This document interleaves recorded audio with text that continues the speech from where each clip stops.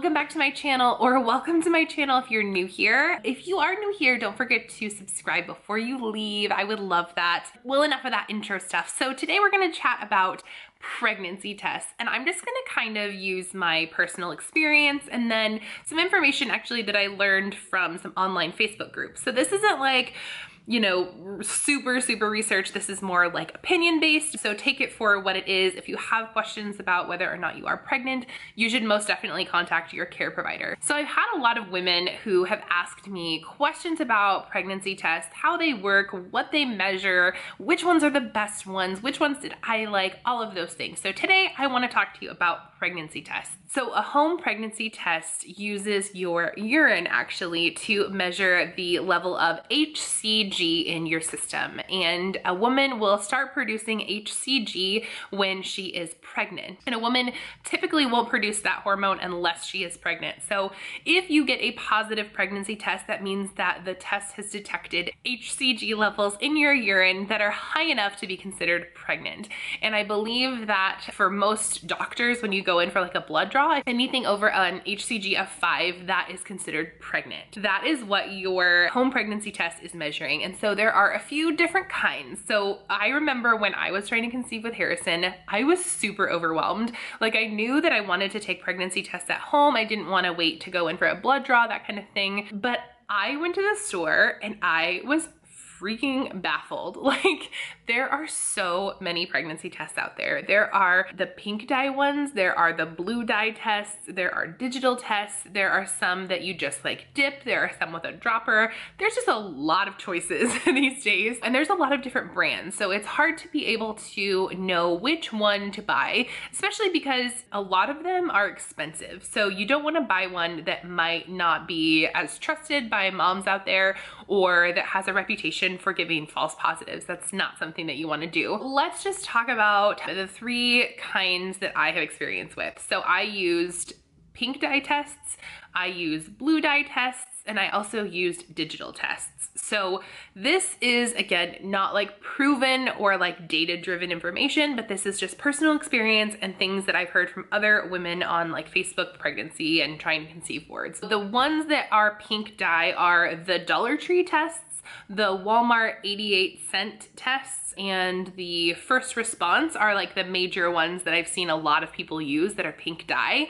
Those are considered to be the most reliable. And for whatever reason, the pink dye tests are less likely to give you either what's called like an evap line, which is like kind of a false line on there, or a false positive. There will be a control line, so that will come up and you'll kind of see that that one line will be there. And then if it's positive, another line will show up. So it's the 2-line pink dye test. Also, those Walmart tests that cost 88 cents, they're like white with purple on them, and they come in a little box. They are with a dropper, so you will need to have your urine in a cup to drop it in.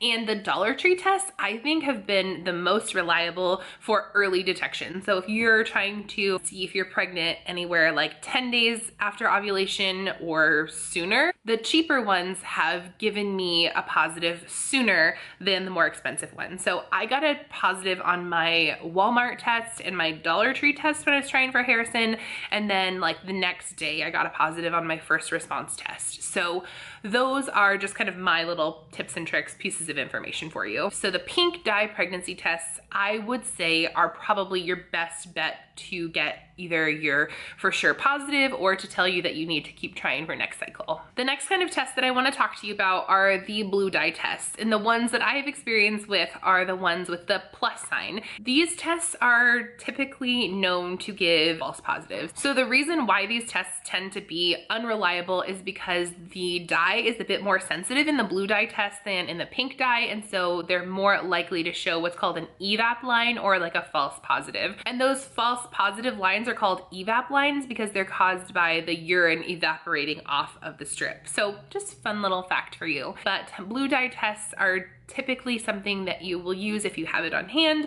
but a lot of people that I know will definitely double check with a pink dye test and or a digital test, which we will talk about next. So the next kind of pregnancy test that I want to talk to you about are the digitals. And so Typically, a digital takes a higher level of that HCG hormone to give you a positive result.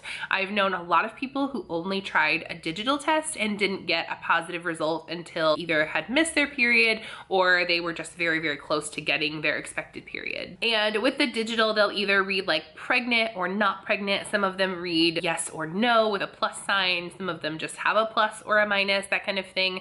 But they have like a little chip inside and a battery. And I'm not sure exactly how it calculates all of that information. It seems like a very, advanced piece of equipment there, but there's definitely a lot of like little things inside that will read for your HCG hormone. You definitely could get a not pregnant result on a digital if you're testing early and still actually be pregnant. So my recommendation is always to test with like a cheap test first, then maybe try a pink dye if you need more confirmation. And then a lot of people just really like to see the pregnant words on the screen, and it actually stays there for quite a while. So it might be gross, but I kept my positive digital pregnancy test for quite a while. So that is something that can be kind of cool to see. And if you're gonna announce to like a partner or a family member in a really cool way, a digital pregnancy test is kind of a cool keepsake type thing to have. Also, please know, because the digital tests have like all of that equipment inside, they are spendy. So they can be like $25 plus for one test. I would say like hold off on getting a digital unless funds don't really matter for you until like you are pretty confident that you're pregnant. And then I just wanted to share some things with you guys that I learned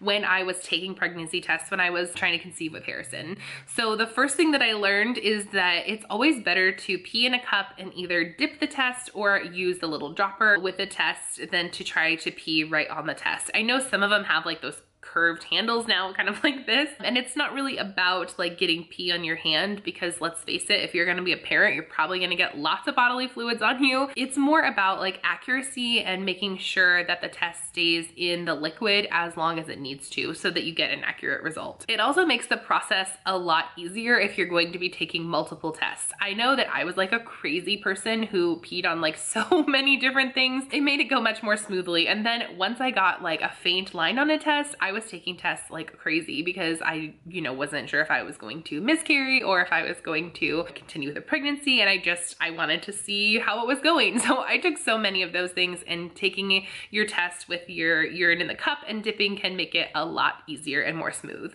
I've had a lot of people who are trying to conceive ask me, how do I know if the line is dark enough to mean I'm pregnant? So on a pregnancy test, if you even get like a shadow of a line, that's a positive. It doesn't have to match like on the ovulation test. And I actually did a video a long time ago about taking ovulation tests that I can link below if you guys want to see that. If you're taking a pregnancy test and you get even like a faint line on that thing, that's positive.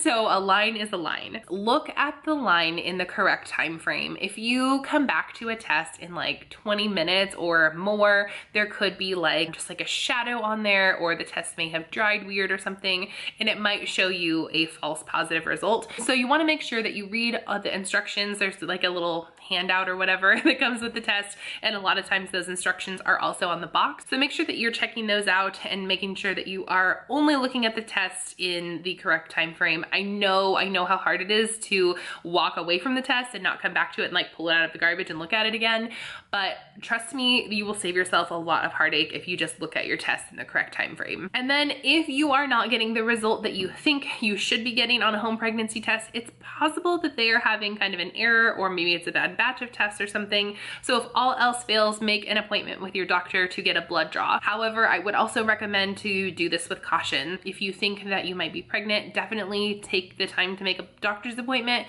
But if you are really early still, I would recommend not calling your doctor at like 10 days past ovulation, or, not very close to your cycle, and like kind of demanding a blood test. I think that if you get a negative result at that time, it could potentially just make you worry more or cause you a lot of heartache. So use this with discretion. Make sure that you have a good care provider that you can talk to about things. I know how hard it can be to wait and to not really have very much control over this process, because as humans, you know, we like to have as much control as possible, but I know it's so hard during this process, but definitely just try to keep things calm, have a good time.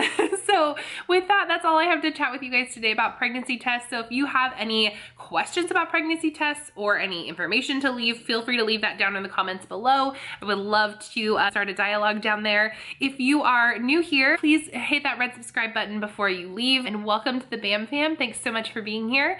If you are one of my current subscribers, thank you so much for being here. I couldn't do what I do without you.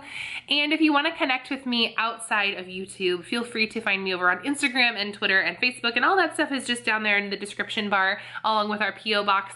If you'd like to send a holiday card, we would love to hear from you. So with that, by the way, you guys, have fun today.